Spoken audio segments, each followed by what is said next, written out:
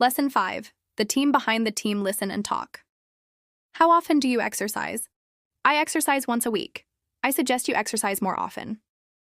Pacers usually have flags or balloons showing their finish time. They are as important as the players. How often do you play basketball? I play once a week, but I want to play more often. I suggest you join my basketball club. We play 3 times a week. That sounds good! It'll be fun to play with you. I don't swim often. How about you, Kate? How often do you swim? I swim 4 times a week. That often? Anyway, it'll be fun swimming together today. Yes, but before we swim, I suggest we do stretching exercises. That's a good idea. Suji, how often do you take bowling lessons? Twice a week. I'm just a beginner. I heard you're very good. Well, I love bowling. Your bowling ball looks heavy for you. I suggest you use a lighter ball. Okay, I'll look for a lighter one then. Or, Mina, how often do you come here to run? Every day. Can I run with you today? Sure, but I suggest you wear running shoes. Your shoes aren't good for running. See in conversation review. Hello, welcome to Sports World. May I help you? Yes, I came to register for a swimming class. Is this your first time taking swimming lessons? Yes, it is. I don't know how to swim at all. I see. How often do you want to take classes? I want to take classes twice a week. I'd like to take classes on weekdays and not on weekends. Then I suggest that you take the Beginner 2 class. This class meets on Tuesdays and Thursdays. That sounds good. I'd like to sign up for that class. How big is the class? The class has a limit of 10 people. That's perfect. Mina, how often do you swim? I swim every day. Can I go swimming with you this afternoon? Sure, but I suggest you bring a swimming cap. Without a swimming cap, you aren't allowed in the pool. Sumi, is your piano practice over? Yes, it is. How often do you practice? I practice twice a week. Hello, may I help you? Yes, I came to register for a soccer class. I see. How often do you want to take classes? I want to take classes twice a week. I'd like to take classes on weekends. Then I suggest that you take the Beginner 1 class. This class meets on Saturdays and Sundays. That sounds good. Hidden people in sports pit crews and car racing. You may only see the car and the driver during most car races, but there is a team behind them in sports. Only the players get a trophy or medal, but they don't win on their own. There are people who help the players. These people are often hidden and don't get attention. However, they are as important as the players. Here are some examples. Pacers in a marathon. Pacers run with other runners and lead them in a marathon. Pacers are experienced runners, and their job is to help other runners manage their race better. There can be several pacers in a race. Each pacer runs at different speeds and finishes the race in different times. Pacers usually have flags or balloons showing their finish time. Runners can choose a pacer depending on their target finish time.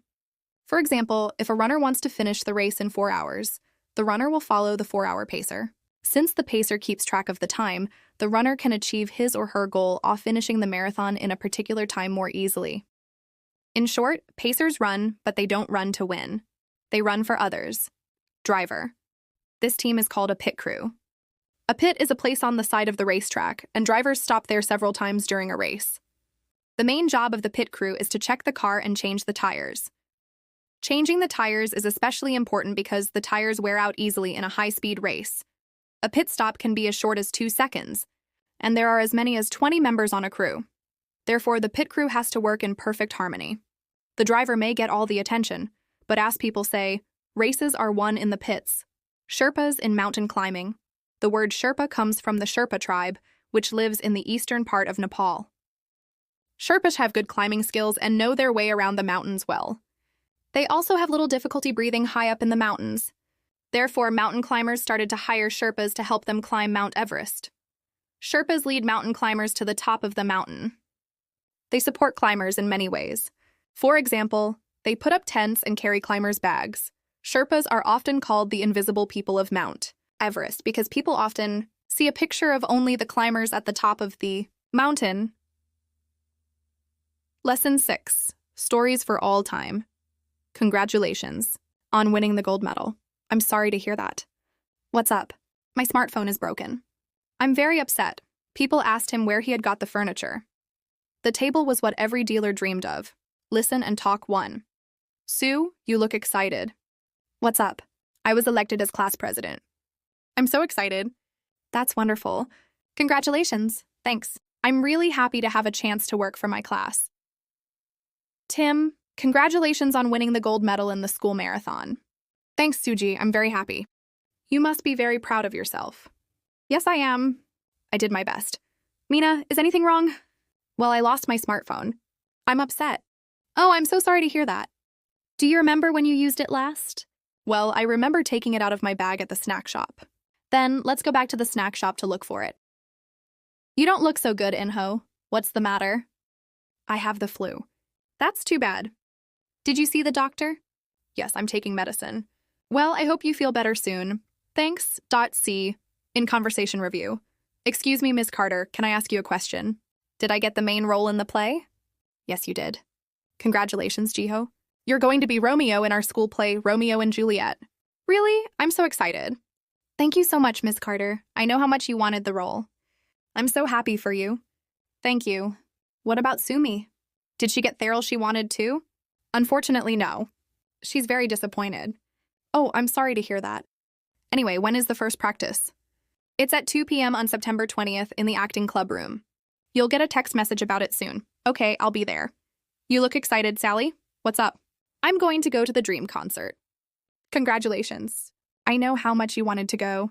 Thanks. I'm so happy to get a chance to see my favorite singer.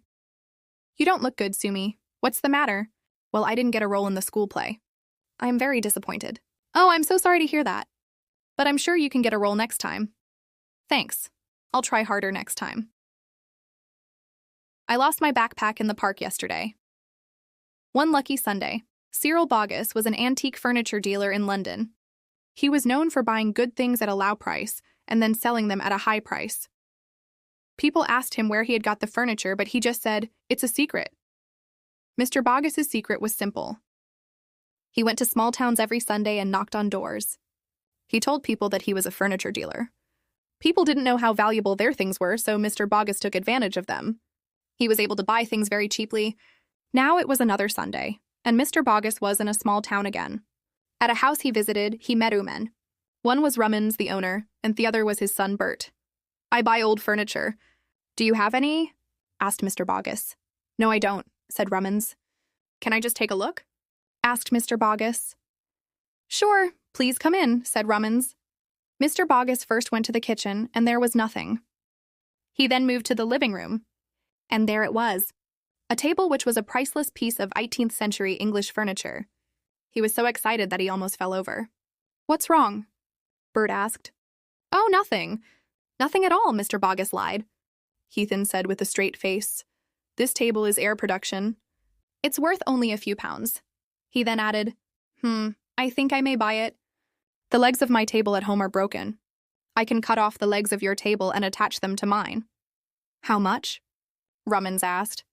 "Not much, I'm afraid." "This is just a reproduction," said Mr. Bogus. "So how much?" £10. 10? It's worth more than that. How about 15? Make it 50. Well, 30? This is my final offer. Okay, it's yours, but how are you going to take it? This thing will not go in a car. We'll see, Mr. Bogus said and went out to bring his car. On his way to the car, Mr. Bogus couldn't help smiling. The table was what every dealer dreamed of. He couldn't believe his luck.